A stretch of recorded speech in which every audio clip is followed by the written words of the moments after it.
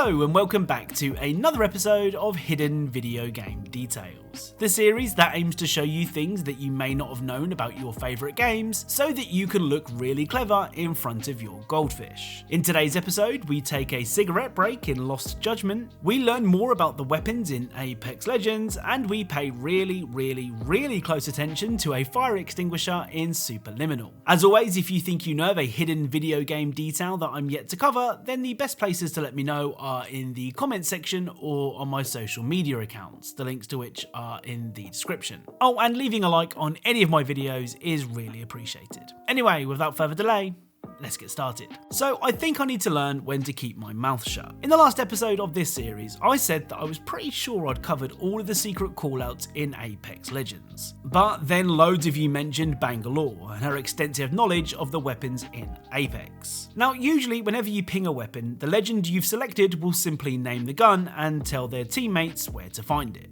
However, Bangalore is somewhat of a military expert, owing to her serving in the IMC Armed Forces and growing up with a military family. So when she pings a weapon, this happens. Mozambique here. 2 to the chest, 1 to the head. Solid shotgun pistol. Eva 8 here. Don't need to worry about short stroking a pump. Wingman here. Most powerful handgun on the frontier. Peacekeeper here. Hop-up chokes the spread. Hemlock here. 1 burst to break the shield, another to break the man. R99 here. Spits lead, so grab an extended mag. So Bangalore will describe the weapon she pings, as well as explaining how best to use it. It's actually a pretty handy detail, especially if you're a new Apex player. So you may recall a few episodes back where I was extremely impressed with the motion activated light that Franklin had on his garage in Grand Theft Auto 5. I mean, that's mainly because my garage light hasn't worked in 2 years, but even then it's still a cool detail. Well, it turns out that Franklin is not the only video game character lucky enough to have a working motion activated garage light. When visiting Hank's house in the Eggcellent Detroit Become Human, you can find this.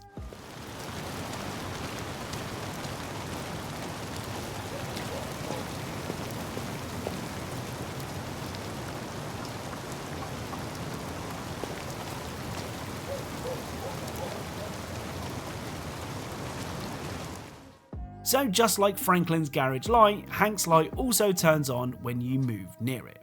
I don't care if it's a simple detail, I love it. Up next is the excellent Forza Horizon 5. Now I read somewhere that Forza Horizon isn't a racing game, it's a driving game. What that means, well I think anyway, is that you can have loads of fun just driving around Turn 10's rendition of Mexico, and never even enter a race. The game is that entertaining. Now I'm very early into my Horizon 5 career, but I've already found a couple of really cool details. The first detail can be seen when you're creating your character. Like most games with a create a character option, you can choose the voice of your digital you. Now in most games, when you preview your potential new voice, the voice actor will say a random phrase. However, when you preview your voice in Forza Horizon 5, this happens.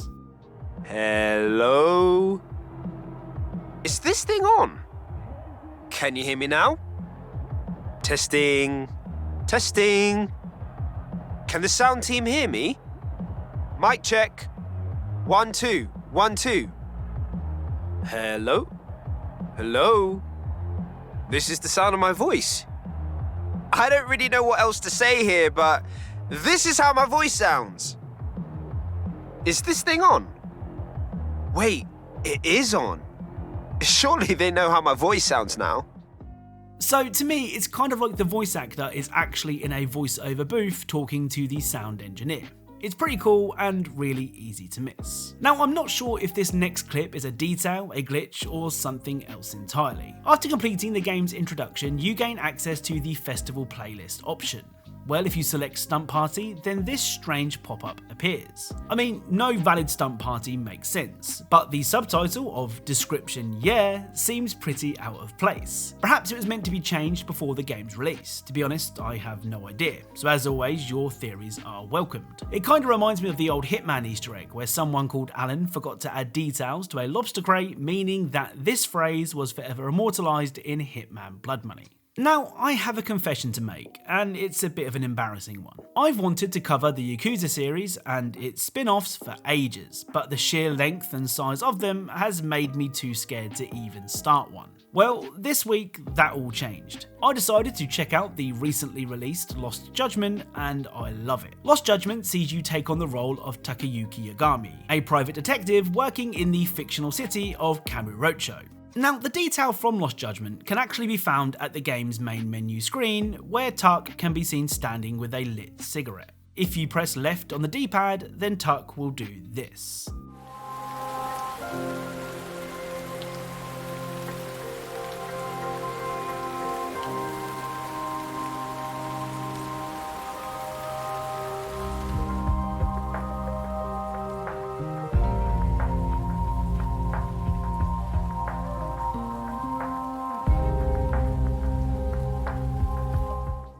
So pressing left on the D-pad will cause Tuck to take a puff on his cigarette. Unfortunately, you can't keep spamming the D-pad to trigger a secret ending where Tuck dies of lung cancer. Now that would have been a hidden detail. The penultimate detail for today's video comes from the mind-bending surreal puzzle game Superliminal. Now, if ever there was a game that defines the term more than meets the eye, it's Superliminal. I mean, it's the only game that I can think of that a simple fire escape sign can transform into a giant simple fire escape sign. Now, if that's not proof that sometimes you need to take a closer look at things in the world of Superliminal, then allow me to share with you one of the fire extinguishers found in the game. From afar, it looks like a normal extinguisher, but upon closer inspection, things take a turn for the weird. Step 1 tells you to panic as you struggle to use the device. Step 2 says that you realise the fire is too big and you back away, before step 3 rather depressingly says that you should then put the object down, examine your choices before accepting reality. I really love weird stuff like this in games, you know, the things that developers don't expect you to read, so if you can think of any more, then please let me know. So to end today's video, let's take a look at the really quite good Rain on Your Parade. Now, Rain on Your Parade has already featured in my video game Easter egg series, thanks to in no small part to references like this one.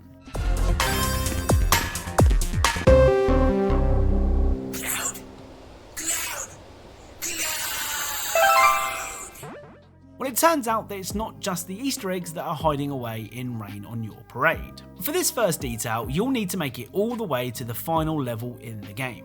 Level 50. Upon entering the level, you're told that this level only exists because the higher-ups wanted the game to have 50 levels. Well, the 50th level is just some random assets thrown on top of grey boxes. And that's not my description, that's what they say in the game. If you explore the level a little further though, you can find members of the development team, with this one in particular warning you not to mess with his computer as he is working on the current level. Well, let's see if he's telling the truth.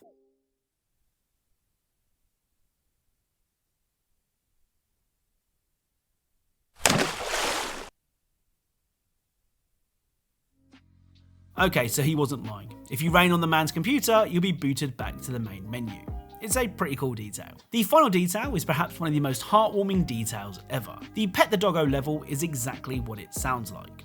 Well, sort of. In this level, you rain down hands onto a dog to pet it. You can do this for as long as you like, it's very zen. Now, if you enter photo mode and zoom out, you can find a message that says, "I made this level for my GF."